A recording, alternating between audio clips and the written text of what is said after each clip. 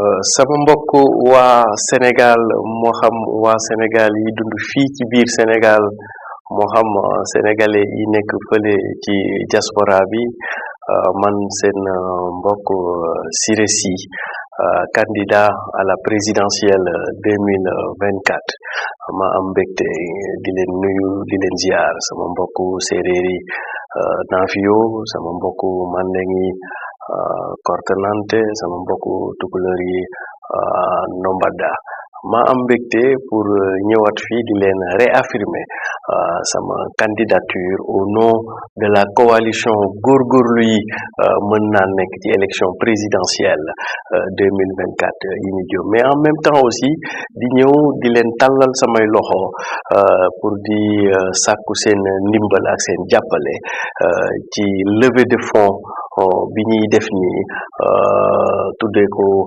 Jokkoo Tour góorgóorlu yi mën naa nekk pour ñu mën a def d'abord suñu tournée nationale mais aussi ñu mën a génne caution bi ñuy permettre ñu mën a participer ci élection yi mais en même temps aussi defaale suñu campagne électorale bis bu ñu ubbee campagne yi kon donc sama mbokk yi képp ku bëgg a jàpp ci candidature Siré Sy candidat de la coalition góorgóorlu yi mën naa nekk mën nga ko def à travers numéro bi may joxe bi nekk fii ci écran bi mu tudd nekk numéro 77 545 67 67 mën ngeen ñoo yónnee seen ndimbal ngeen jaarale ko ci Kopar Express mën ngeen ñoo yónnee seen soutien ak seen solidarité à travers Orange Money mais aussi à travers Wave et comme par exemple Orange Money ak Wave dañuy am ay plafond yu ñuy def donc ku ko mën a jaare ku ne rek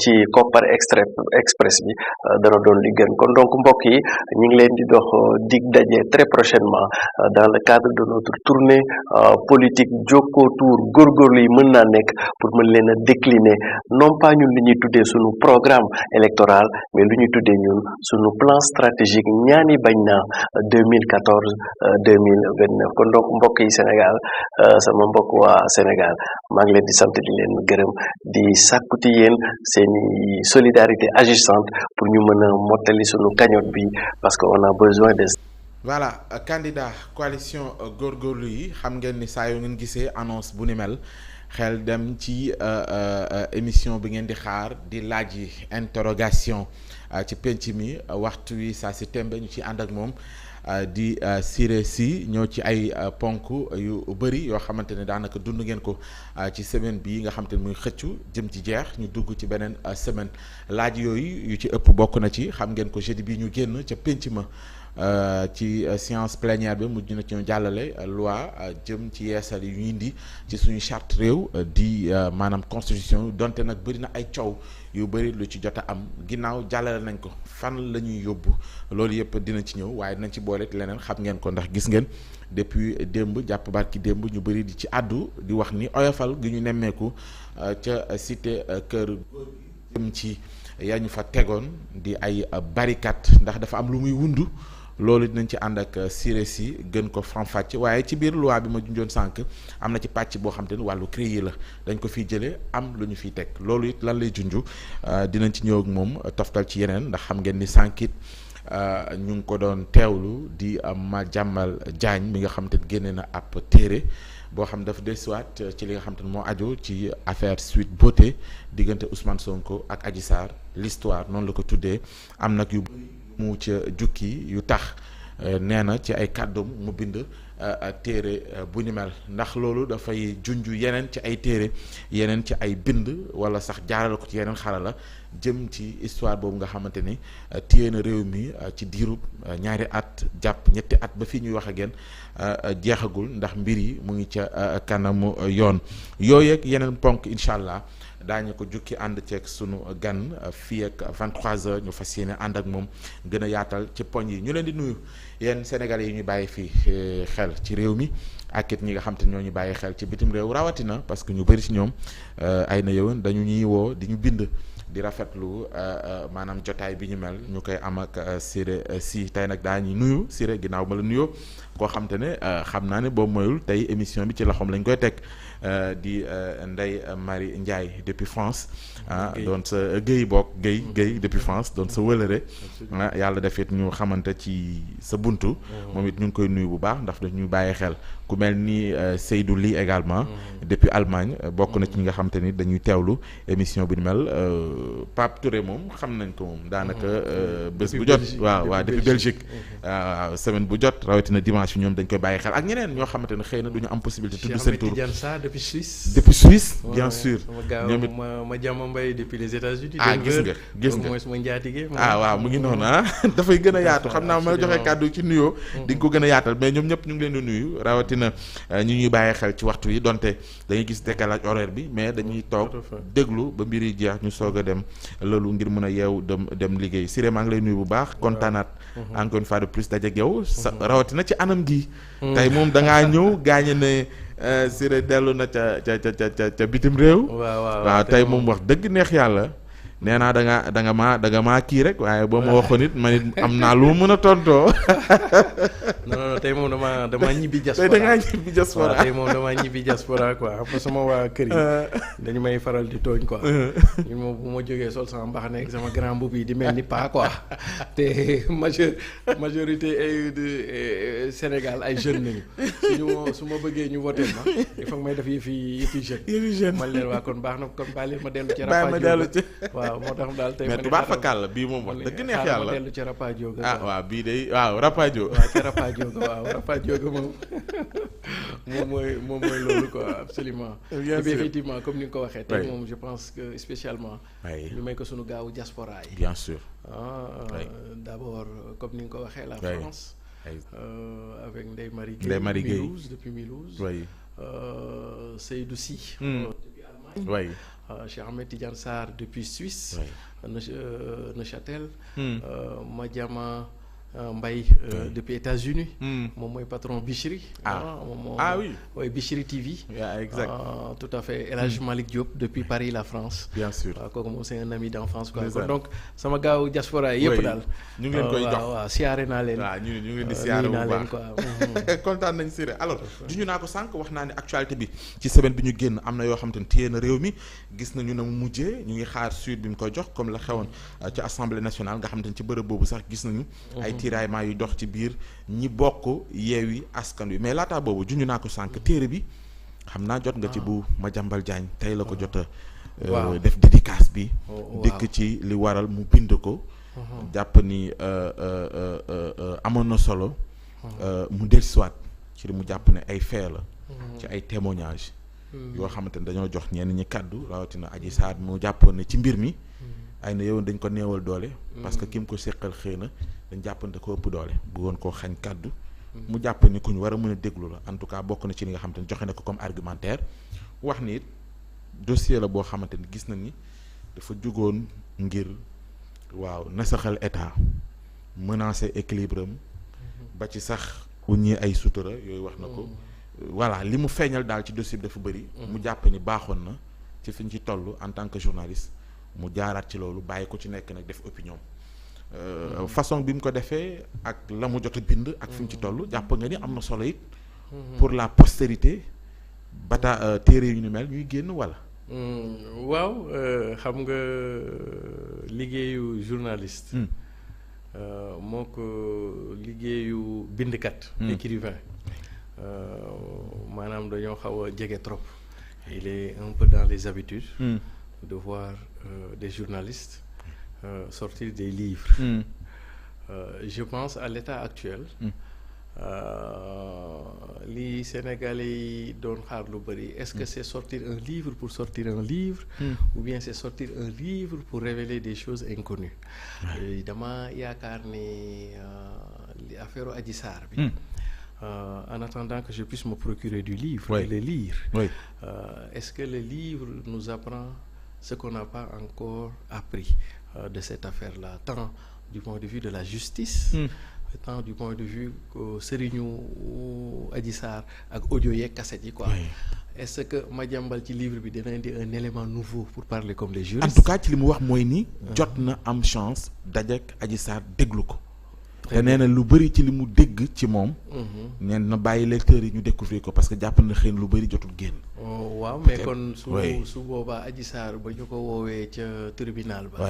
il avait la latitude foofu la ñuy àtte foofu la mbaxane doon benn. kon donc su bàyyee ba heure bi muy wax ak Madiambal Diagne di ko joxe ay éléments. je pense bien avant la dajeeg moom ah. voilà bien avant. ñu yegg si ci tribunal beeg yooyu. donc su fekkee noonu la fa demee. moom ca tribunal ba daan noppee loo xam ni waxoon na ko Madiambal ba ñu génne ko ci livre ba kon te soxna Adji tooñ na boppam. ndax fa mbaxane doonee benn ñu fay lay foofu nañu war a. génne waaw ndax daal noonu la demee. mais li ma ci jàpp ci livre bi. c'est très anecdotique d'ailleurs livre bi. kii ko bindulu kooku ku turam doon ñëw lool ci affaire procès Ousmane Sonko Adji Sarr. kooku turam daan na ñëw lool ba sax ñu bari dañu jàppoon ne moom moo nekk ci ginnaaw soxna Adji Sarr là je te raconte la petite histoire dans la grande histoire. xam nga Madiambal Diagne dafa tuddee livre bi. l'histoire l'histoire. voilà maintenant je veux raconter la petite histoire dans son histoire.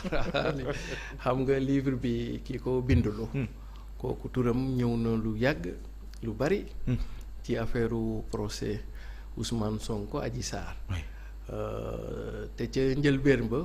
joxu ko woon Madiambal Diagne. benn journaliste bu siiw la ko joxoon pour kooku bind ka. waaye kooku xaw a yéex a génne livre bi ba sax amoon na ci ay coow yi ci amoon ak yooyu. ndax xam nga nit bu ngeen séqee. nga def li la war. yow da ngay xaar ci moom mu def la ka war. te comme deful woon la ka war ca kam ko njëkkoon a jox. kookee nag moo ko booleeg après sax Madiambal Diagne. ba livre bi mujj génnee ci loxoy Madiambal Diagne maintenant la question qui se pose. mooy est-ce que Madiambal Diagne bi muy génne livre bi yëgoo nag ka ko boole woon ak waa ji ba mu dem. moo tax fan yii bu ngeen toogee dégg. keneen ku génn waaw jokkor bi. ci kii bi kon nga xam ni. mbir mi bàyyeekuwul ci moom nga ñu bëgg a wax. waaw mbir bi ca fa mu jógee. bàyyeekul woon ci moom dañu am ku ñu ko joxoon pour mu bind ko. kooku xaw ko yéex a bind daal. xam naa comme waa jëlee dafa am nu mu jëflanteek moom. xam naa mu boole kook moom pour mu jéem cee jàpp mu ñu àggale livre bi. léegi nag la question de fond mooy Madiambal bi ñu ko booleeg waa jooju. ba mu bind livre bi ba pare est-ce que bi mu koy publier yëgoon nag waa jooju. est-ce que moom boolewuñu ko mu waroon nekk benn travail d'équipe. mu rocceeku def ko moom rek et cetera je n'en sais pas. mais bu ñu demee semaines yi di ñëw. su ngeen déggee jokkar bi ci biir rek. kon nga xam ni. am na lu xew la petite histoire dans la grande histoire. Voilà, qui est l'histoire dont porte le titre du livre Adji Sarr Ousmane Sonko l'histoire. Heureusement que c'est pas la grande histoire, c'est peut-être la petite histoire. Oui ci tey ci dimanche bi mu coïncide également ak keneen mooy patron bu Jeune Afrique également moom it suñu naataango yu RFM invité woon ko tey it moom it mu ñëw ci pàcc boobu aussi. ci kenn koo xamante ni ci livre Madiambal Diagne bi tudd na ko ci Ousmane Sonko. ñëw ci communication ñëw ci taxawaayam. ba ci communication yi mujj jëm ci lu ñu jublu. di 2024 coïncidence. Voilà. Je n'en sais pas. Quel Marwan hein? Marwan. Oui Marwan. Non mais bon. C'est de bonne guerre hein. C'est de bonne guerre. Jeune Afrique à l'époque c'était un puissant média. Aujourd'hui je pense depuis la disparition du vieux Béchir et tout ce qui s'est passé surtout avec l'avènement de l'internet, le digital, je pense que Jeune Afrique a un peu perdu de sa superbe. Aujourd'hui Marwan est libre de faire un commentaire sur Ousmane Sonko en tant qu'éditorialiste, voilà, patron de presse. mais si su fekkee yow da nga jàpp ni Marwan ci interview dafa gën a chargé Ousmane. oui c'est l'impression qu'on a suy wax ni. waaw ci déclaration yu mujj yi. mais tamit je pense que effectivement ça veut dire que xam nga Ousmane Sonko pression bu muy subir. mën na am su ñu doon def examen mën naa ko tuddee indulgence du jury parce que gis nga pression yi muy subir ak yi muy dund.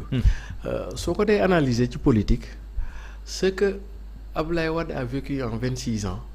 Ousmane Sonko l'a vécu en moins de 10 ans voire même 8 ans en temps d'épreuve et c'est pour ça que Sonko est fort aussi quelque part. li Abdoulaye Wade dund 26 ans. supporté ko 26 ans. oui Sonko moom la ko dund dans un délai très court te li mu dund moo gën a tar sax li Abdoulaye Wade dund et puis regardez à son âge il n'a même pas encore 50 ans.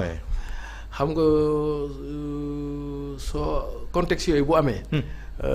mën nga am ay rëcc-rëccal c'est vrai que Ousmane Sonko dans sa communication. des fois mu def ay erreurs de communication. effectivement mais je pense que aussi. bu doon man góorgóorlu. ñu teg ma pression bi ñu ko teg.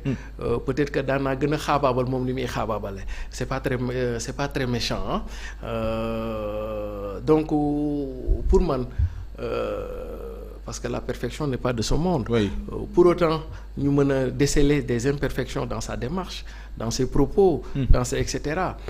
Pour man aussi il faut jamais oublier. le contexte dans lequel il agit. suy wax ni li ko dal moo ko teg boppam. non mënuñu wax loolu. mënuñu wax loolu moi je suis pas d'accord xam nga tey jii bu ñu ne woon Ousmane Sonko dañu ko condamné viol.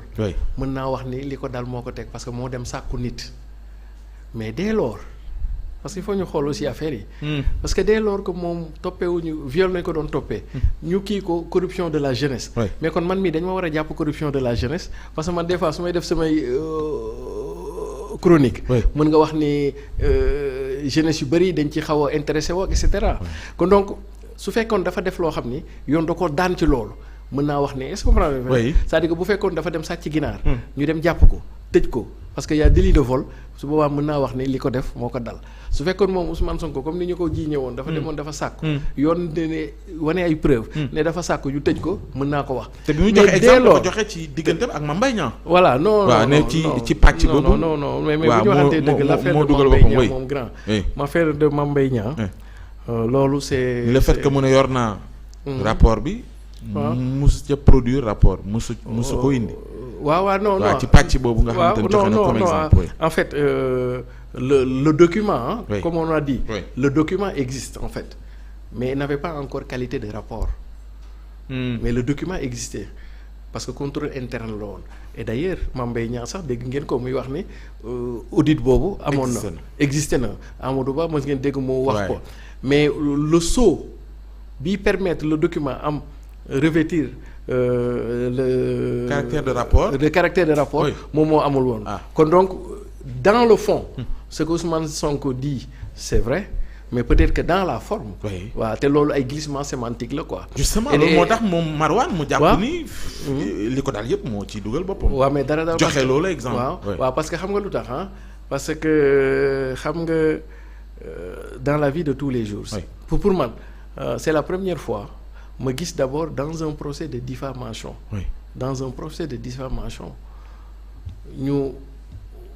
ñu condamné la avec des amendes aussi lourdes je pense que moom 200 millions nañ ko amende et ce qui pose problème derrière c'est que xoolal yow droit nu mu neexee grand droit le droit si bu ñu damay dégg Baye Omar di ko wax Omar Cissé Baye Omar Touré waaw bu banc public damay dégg moo koy expliquer quoi pas Ousmane Cissé Ousmane Touré xoolal droit nu mu neexee ak pour ay diffamation ñu bëgg la xañ ce droit d'être candidat pour man affaire Mame Mbaye Niang bi ñëpp xamoon nañ ni am na lu ci régime bi namoon xam nga loolu c'est un peu doxalinu président Macky Sall en fait xam nga président Macky Sall suy xeex ak yow dama ko doon wax keroog du tëb rek songu la mais da lay ëffal ba pare pour réduire pour jéem a xool fu porter fu mu lay dóor quoi nga xam ne moom bu la dóoree benn coup rek da ngay àgg teer quoi xam nga donc affaire Mame Niang bi stratégie globale la woon pour ëffal ko Ousmane pour jéem ko ñëpp xam nañ ni la en toile de fond c'était pour le disqualifier. ci d'accord kon jumte la ci Marouane ci taxawaay boobu ak. bon pas jumte ah. chacun est libre de l'apprécier.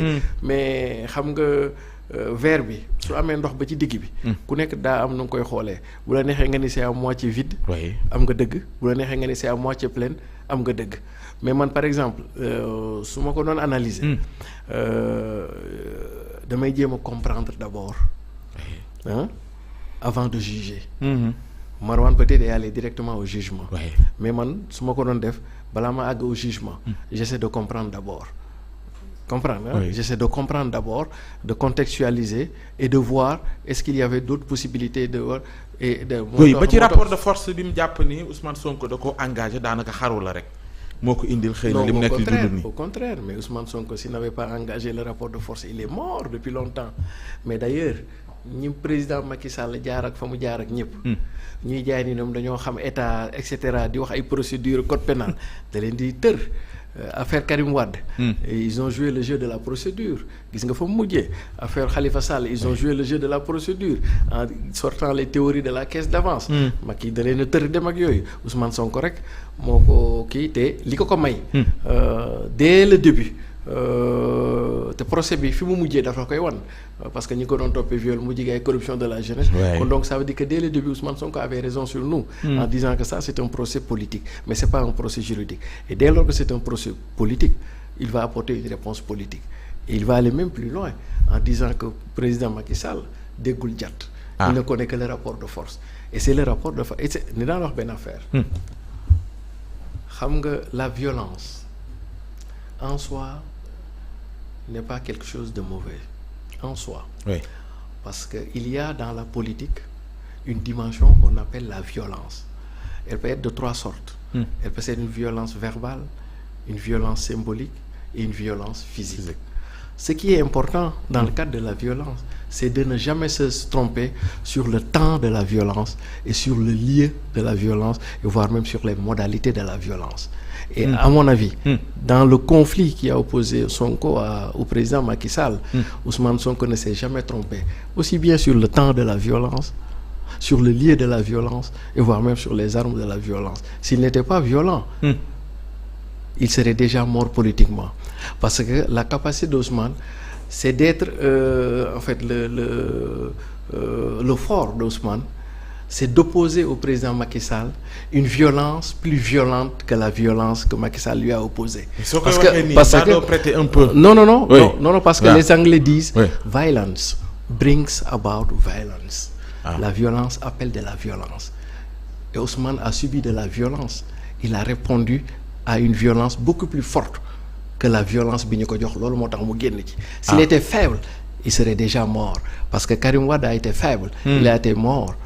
Khalifa a été faible, il a mort. Maintenant, li sauvé Ousmane Sonko, c'est il a opposé à la violence bi mu jël ci camp bi une violence plus supérieure violence bi mu jot loolu moo tax mu génn ci quoi. noo koy traduire boobu violence. Non, à la fois symbolique, à la fois physique, à la fois verbal. Ousmane, des fois, il est très violent dans le verbe.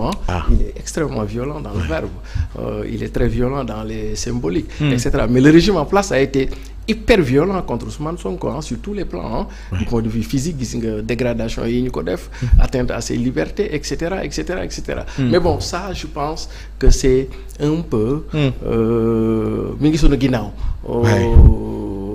dañu ko waroon a dund nañ ko mais le fait que Madiambal Diagne di ko génne ci ab téere tombé ak Marouane également accordé interview mais ñoom ñaar ci bisu tey bi du am benn impact bu muy def ci fiñ ci toll nii. Non.